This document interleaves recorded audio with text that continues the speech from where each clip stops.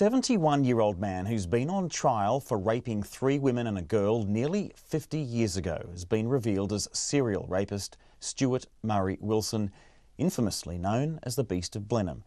Wilson, who had name suppression during his trial, has been defending sex charges in the High Court in Auckland, including 6 charges of rape, 3 of indecency with a girl under 12. He was jailed for 21 years in March 1996 for violent sexual attacks on women and girls throughout a 2.5-decade period. Last year, he was charged again in relation to the rapes of 3 women and a girl in the 1970s. Now, today, after 7 hours of deliberations, the jury returned with mixed verdicts. Now, our court reporter Annika Smith was there and joins me now in the Auckland studio. Good evening to you. Kia ora. So, what happened today? Well, about an hour ago, the verdicts came in and they were mixed. He was found guilty on a majority of the charges, including raping a 9-year-old girl, raping a woman and attempting to rape another woman. He was found not guilty on 2 charges of rape and 1 of indecent assault, and the jury couldn't agree on 2 other charges, and for these, Justice Lang discharged Wilson. Okay, so take us through really what this trial was about, Annika. So Wilson was charged with a number of sex charges, including rape and indecency with a girl under 12, and that was back in 2017. Now, the Crown's evidence has largely lay in the evidence given by 4 different women who each told the jury they had been sexually abused by this man. The trial wasn't about consent, but whether the events happened or they didn't.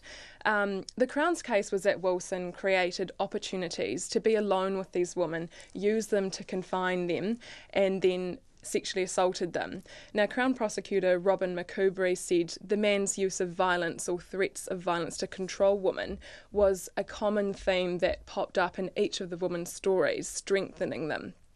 Wilson's defence lawyer Andrew McKenzie said this wasn't true. He argued that there were significant flaws in each of the evidence and it just wasn't credible. Now, Annika, we've known Wilson far more familiarly with his nickname, the Beast of Blenheim. Can you take us through how he got that nickname? Wilson is a serial rapist. He was jailed for 21 years in March 1996, and that was for attacks on women and girls throughout a 2.5-decade period. His convictions include rape, bestiality, stupefying and ill treatment of children.